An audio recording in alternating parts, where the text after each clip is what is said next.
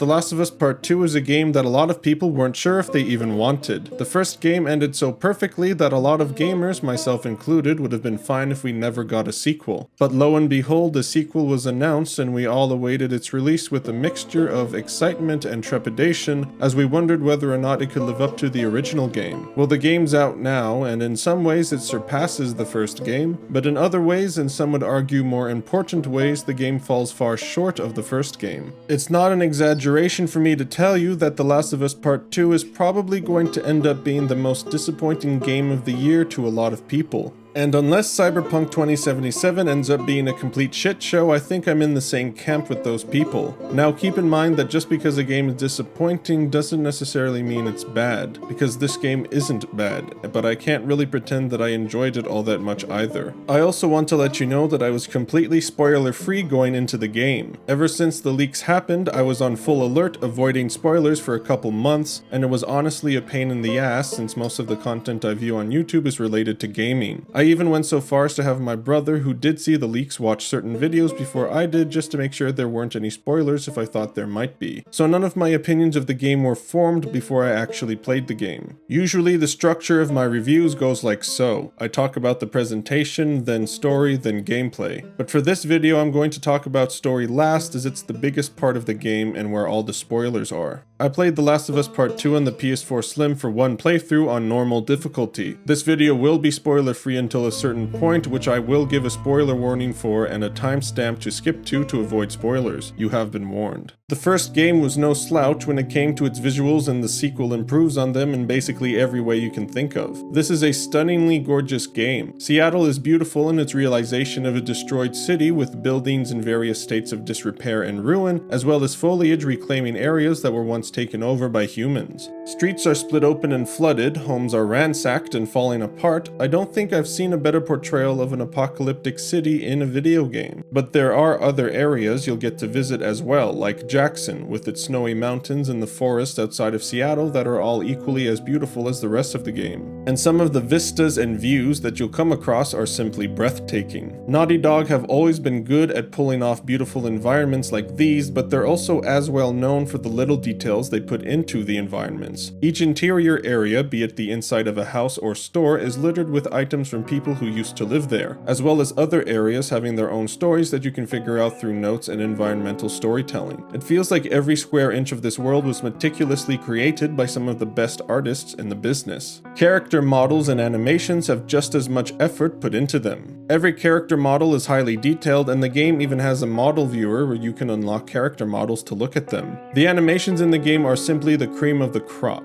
The way they flow and transition is for the most part nearly flawless in-game and in cutscenes. There were a couple times where I thought an animation looked weird, but it's the small exception to the rule. There's only a few things about the graphics that I didn't like, but none of them are big deals. There is a lot of poppin' in this game. A lot. And it actually annoyed me a couple times during combat encounters where I thought I saw movement on the side of the screen while sneaking around, only to realize that it wasn't an enemy moving, it was a bush popping in or something like that. This happened more than once, but again, not a big deal. The game has a film grain filter that is over the entire game, and I hate it. I hate fake film grain filters in video games. I've never liked them, and I will never like them. I do 3 things every single time I start a new game, even before I begin playing the game. I turn on the subtitles, I turn off motion blur, and I turn off film grain. A lot of games don't have film grain, but usually if they do, they give the players the option to turn it off, but not here. Naughty Dog actually created what is probably the most accessible game ever with The Last of Us 2. There are so many options for people with visual disabilities or hearing disabilities that they've really set the standard for the industry in this regard, which makes it seem even weirder that they don't give you the option to turn off the film grain. I know most people won't care about this, but I do.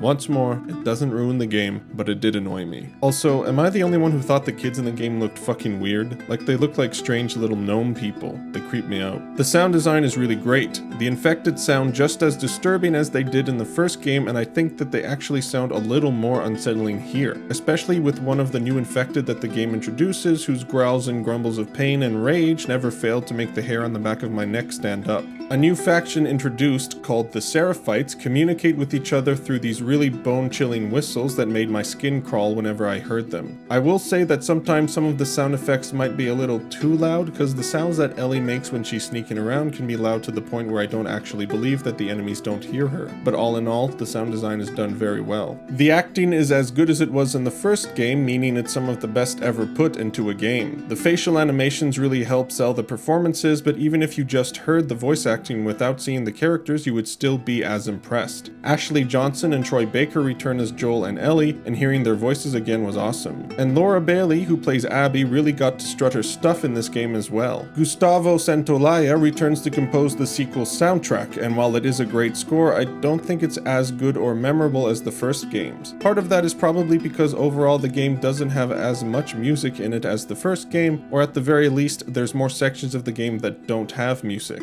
But I've listened to the soundtrack in full outside of the game, and while it is really good, I don't think I'll be revisiting it anywhere near as much as the first games. The three gameplay pillars from the first game are still present in the sequel: combat, exploration, and resource management. The combat has its own triangle comprised of stealth, melee, and gunplay. The stealth has seen a few additions and improvements from the previous game, such as the ability to go prone. Ellie can now crawl around in short grass as well as crouch in long grass and squeeze underneath things like trucks or through cracks in walls. You can also unlock a silencer for your pistol, which, along with the bow, allows Ellie to kill enemies silently from range. Ellie has access to her knife like she did in the first game, so the shift system is no longer a thing in the sequel. At least it isn't with Ellie. They also removed the ability to swap between empty bottles and bricks on the fly while stealthing, meaning if you have an empty bottle in your hand and want to swap it for a brick, you'll have to actually throw the bottle before you can pick up the brick for some reason. Did Ellie just forget how to drop things or something? Again, it's not a huge deal, but I don't understand why the change was made. Companions will still get in your way in really annoying ways, but they are a little more deadly than they were in the first game, so that's nice. The biggest irritant with stealth, though, is the goddamn audio cue that plays whenever Ellie is exposed or in an enemy's line of sight. It just got on my nerves way more than it ever did in the first game, because it happens so frequently that you'd swear these enemies have X-ray vision or something. And sometimes it plays for a ridiculously long time, drowning out all the other sounds in the game. And about half of the time it happened, there was no one around and I had literally no idea why it was going off. Melee combat is almost exactly the same, plus the addition of a dodge button. The dodge mechanic didn't really add that much to the combat, but I guess it's not a bad addition. You can still pick up various melee weapons that will deteriorate with each hit, and you can still craft a shiv to make them insta-kill enemies. Shooting still feels a little inaccurate and stiff as it did in the first game, but this is by design as the game wants you to make each shot count, as this is technically a survival horror game. One of the things I was hoping would be explored a little more in the sequel is a feature that was experimented with in the Left Behind DLC for the first game, which was the ability to pit infected and human enemies against each other. But unfortunately, there's only 2 times in the entire game where you can do this. It's a bit of a letdown. The upgrade system returns for your character and weapons. Each gun upgrade now has a pretty cool animation that plays whenever you buy it, and you can still upgrade things like clip capacity and stability. The character upgrade system has been altered a bit, however. Instead of training manuals giving you stat boosts like they did in the first game, they unlock upgrade paths. So you begin the game with only one upgrade path, and each training manual you find unlocks another one. Personally, I don't really like this change, as it limits your options in a way that I feel hampers your ability to choose which upgrades you want to prioritize, as you don't know what upgrade paths can be unlocked your first time playing. All the enemies from the first game return in part 2, by which I mean human enemies along with all the same types of infected like runners, stalkers, bloaters, and clickers.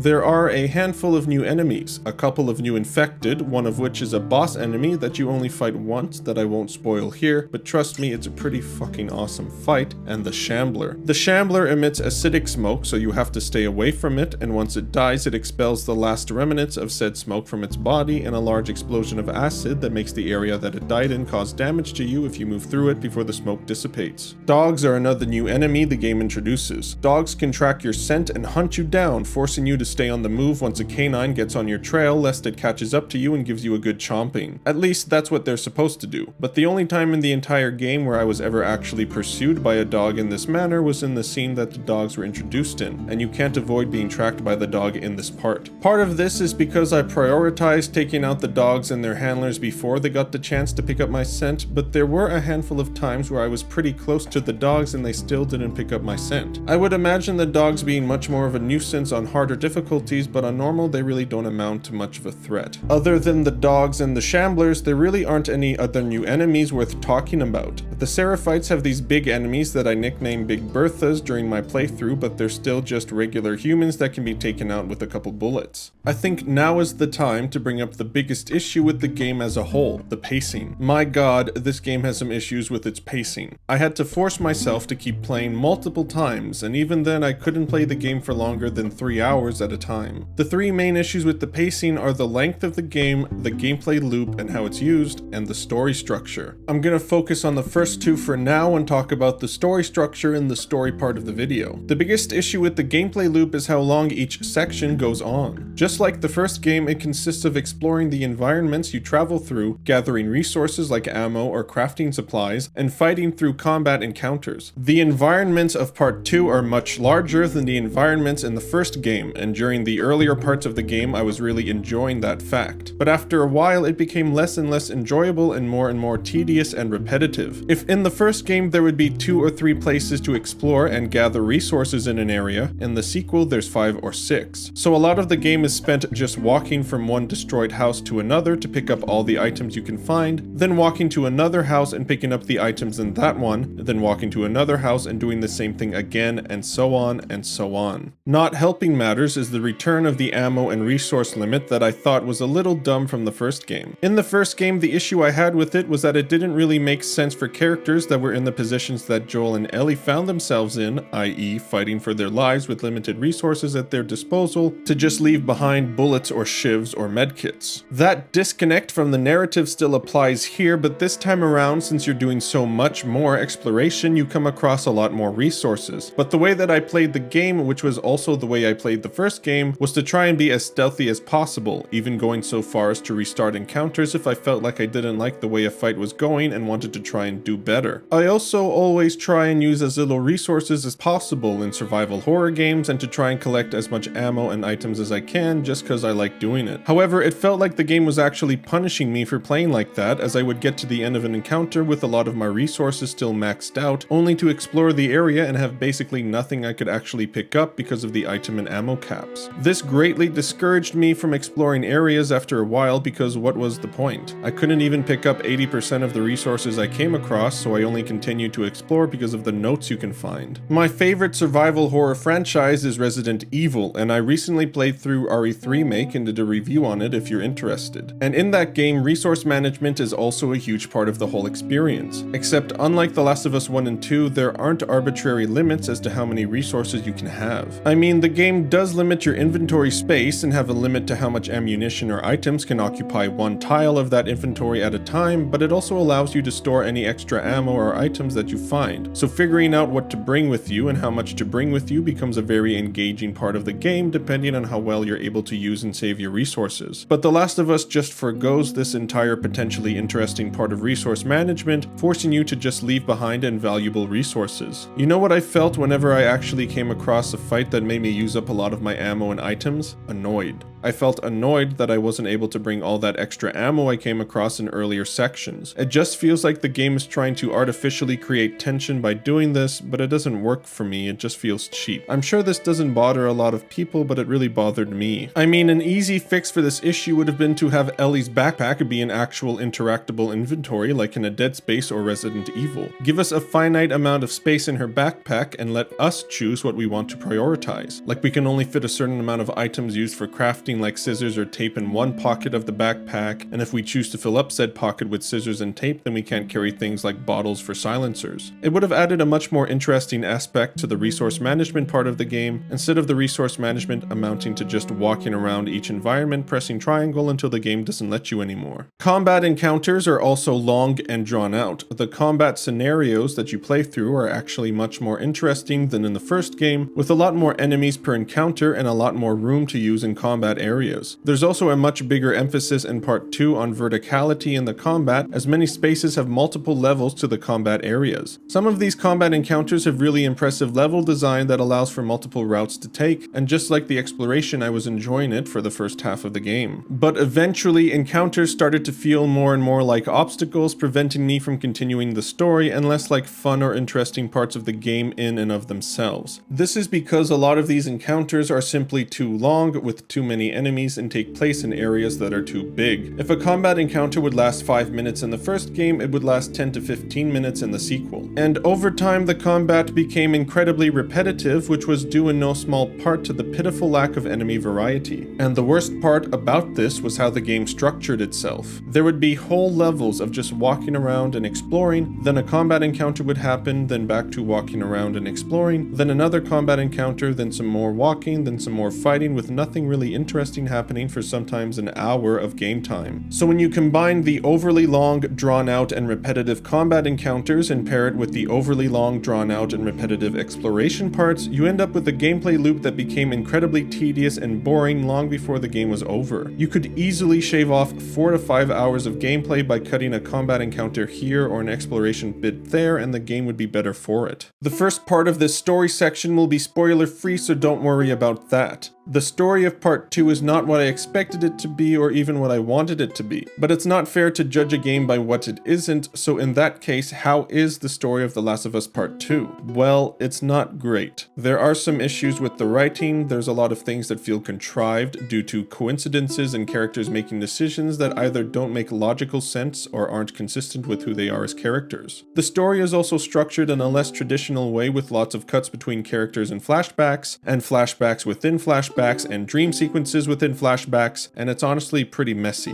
There's a whole second half of the game that I won't spoil the specifics of, but I feel like people should have been told about. It really feels like Naughty Dog played their cards way too close to the chest with the information they chose to tell their audience, and I feel like a lot of the shitstorm that's been created around this game could have been avoided if they'd been less secretive. And that desire to be so secretive led them to do some straight up false advertising for this game in the trailers, and I am not okay with that. Don't fucking lie to your customers. I never really cared about any of the characters in part 2 except for Joel and Ellie, and even then Ellie feels very different to her character in the first game in a way that didn't do much to endear herself to me. Naughty Dog just didn't really do enough to make me care about any of the new characters either. I don't necessarily think that the new characters are bad per se, but they just kind of feel empty, like they're really shallow. They exist for the sake of the plot and themes, but they don't actually stand on their own as interesting characters. I do have to give props to Naughty Dog for attempting a story that's as ambitious as this one, but I really don't think that they stuck the landing. The story is too long, too repetitive, paced too poorly, with too many issues with the writing to come close to the level of the first game's story. That's all I'm going to talk about in the spoiler-free section of the video, so if you haven't played the game yet, skip to this part of the video. I'm not going to go scene by scene and break down the entire game because I just don't want to, but I will go into certain parts of the story that I feel best illustrate my points about it, or parts that I just want to talk about. Let's talk about the first example of less than stellar writing in the game. One of the things that I predicted was going to happen when I saw the first trailer and heard Naughty Dog talking about the game was that Joel was going to die, so it didn't come as a surprise to me that it happened. What did come as a surprise to me was how it happened, because I never thought it would end up being as contrived and nonsensical as it ended up being. The first issue with this scene is the coincidence. Owen brings Abby to where he saw Jackson, and they both aren't sure as to how they're going to get in and find Joel. Owen even says that the others in the group are going to want to turn back when they see how well defended Jackson is. So how do they end up getting Joel? Well, after Owen leaves Abby to return to where their group was staying, Abby stubbornly refuses to turn back and goes to the lookout post on her own. On the way there, she gets caught in the middle of a horde of infected that chase her down, and just as she's about to die, Joel and Tommy show up and save her. Wow, what a coincidence. The two people she was searching for and didn't have any idea as to how to actually get to them, just happened to get to her instead, showing up just in time to save her life no less. Joel and Tommy were on patrol, but it just feels very lame to set up the question of how are Abby and her group going to get into Jackson and find Joel, only to not even bother to try and answer that question. And it isn't like Naughty Dog couldn't have come up with an answer. Maybe Abby and a couple people from her group like Owen and Mel could have pretended to be refugees and enter Jackson that way while the rest stay at the mansion. Then they could have worked out who Joel was, found out about the patrol routes, snuck out of Jackson and make it back to their mansion, and observe the patrol routes until they see Joel on one, ambush him and bring him back to the mansion, and then do the deed. The second issue with the scene is the inconsistency with how characters have acted in the past compared to how they act in this scene. Every single time you encounter a new character in the first game, both Joel and Ellie and the new characters treat each other with caution and suspicion, because in this world you never fucking know who's trying to kill you and who's actually friendly. Tommy even points his gun at Joel and Ellie when they show up to the dam before he recognizes Joel. I don't have an issue with Joel and Tommy rescuing Abby. I can believe that they would save her, but they don't even bother checking her to see if she's bit. There's a scene in the first game that mirrors this one where Bill saves Joel and Ellie from a horde of infected because he recognizes Joel. But once they're safe, Bill handcuffs Ellie to a pipe because he doesn't know her and forces Joel to the ground at gunpoint to check if he was bitten. But Joel and Tommy just fucking waltz into a room full of armed people who they don't know like it's no big fucking deal, as if they didn't spend the last 24 years of their life in a zombie apocalypse. Hey everybody, my name's Tommy, this is my brother Joel. The structure of the story really screws up the pacing. We begin by playing as Joel in a scene where he explains to Tommy what he did during the ending of the last game. Then we get a nice scene between Joel and Ellie where Joel plays a song for her. Then we skip forward 4 years to Ellie as a 19-year-old and do some walking in the town and get introduced and reintroduced to a few characters. Then we get introduced to Abby, our second playable character, and her group. Then we switch back to Ellie, who's on patrol with Dina for a bit. Then we switch back to Abby, who runs into Joel and Tommy in the scene I just talked about. Then we switch back to Ellie and play as her for a few hours. So in the first 2 hours of the game, we've played as 3 different characters, skipped forward in time, and switched between characters 6 times. This is already a lot to digest. Then the next 10 or so hours is spent playing as Ellie with a few flashback sequences, usually at the end of each day in Seattle. And just as the game feels like it's about to end, we switch to Abby again and play through another 10 or so hours as Abby, seeing her side of the story from the beginning of the last 3 days, complete with flashbacks within the flashback we are already playing, and dream sequences in that same flashback.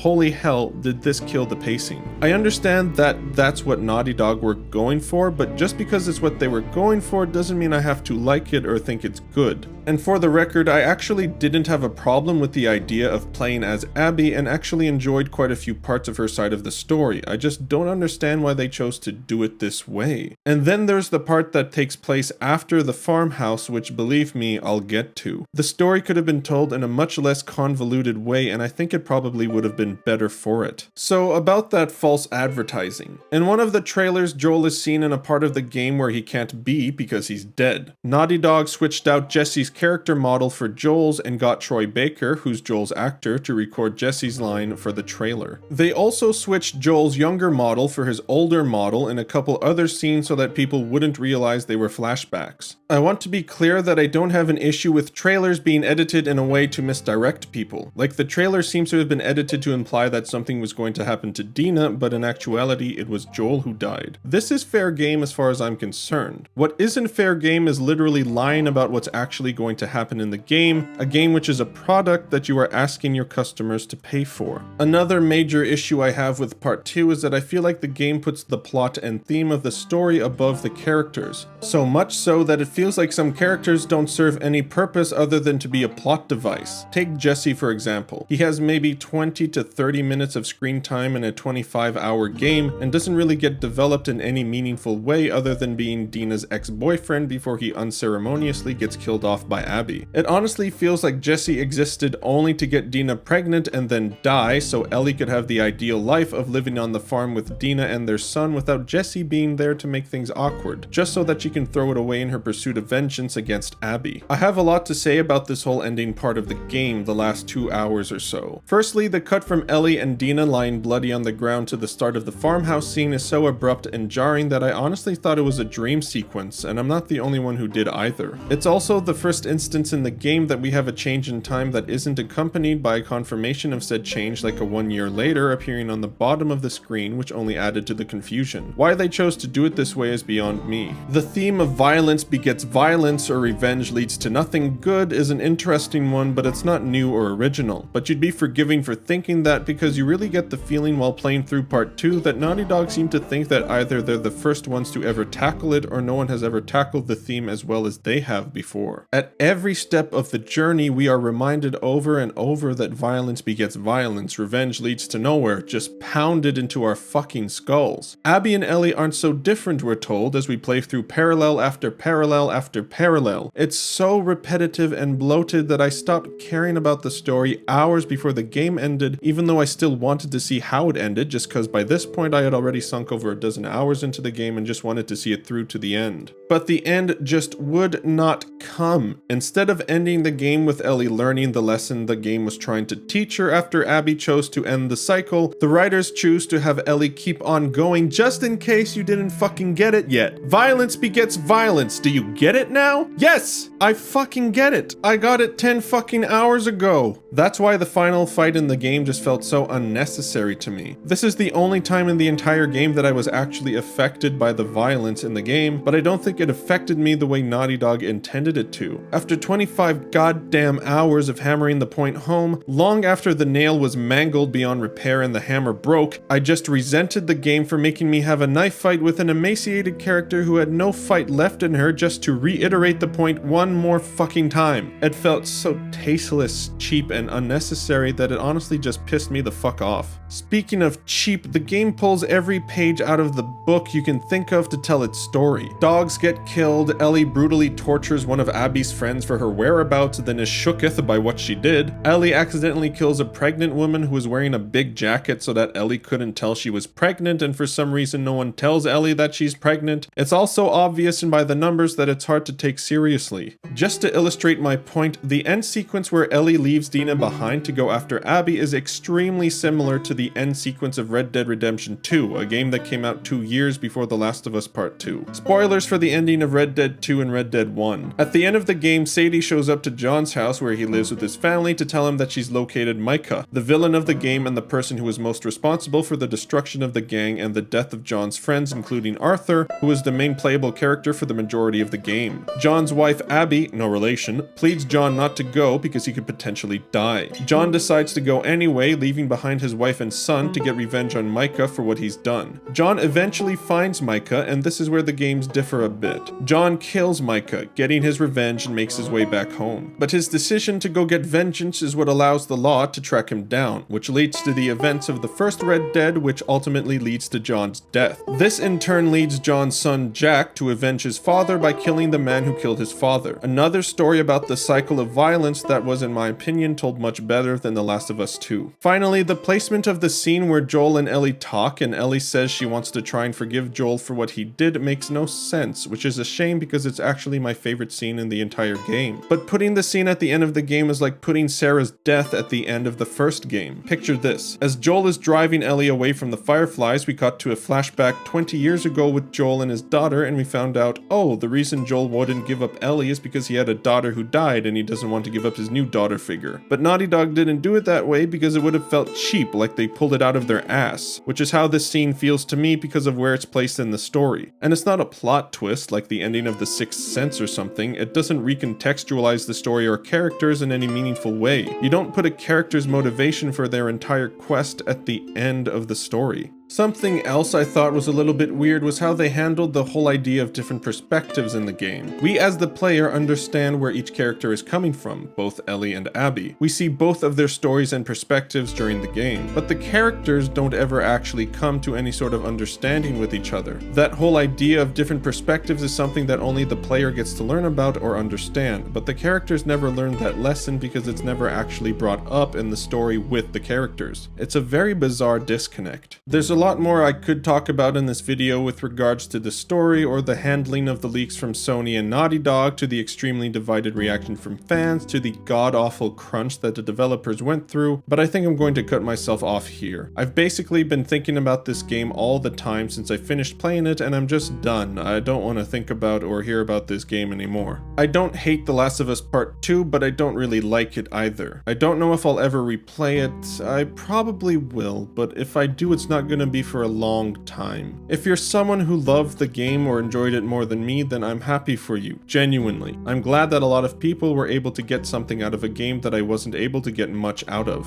Honestly, The Last of Us Part 2 is the most disappointing game I've played in a long time. Maybe since Mass Effect Andromeda, or maybe even further back. It didn't just disappoint me because it wasn't the game I wanted it to be, but it also just didn't end up being that great of a game. The presentation is phenomenal in all areas, and the gameplay itself is fun, but the way the game is paced sucks the enjoyment out of the gameplay long before the game is actually over, and along with a story that is poorly structured with shallow characters and a theme that it runs into the ground, I just couldn't get very much out of the game. I respect the ambition, but I don't really like the finished product. I'm going to give The Last of Us Part 2 a 6.5 out of 10.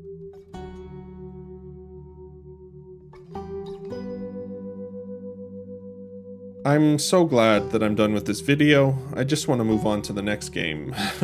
I really wish I liked the game more than I did, or that it was more of what I wanted it to be, but it is what it is, and I've moved on now. If you enjoyed the video, please consider leaving a like, subscribing, and leave a comment about what you thought of the game. Thanks for watching.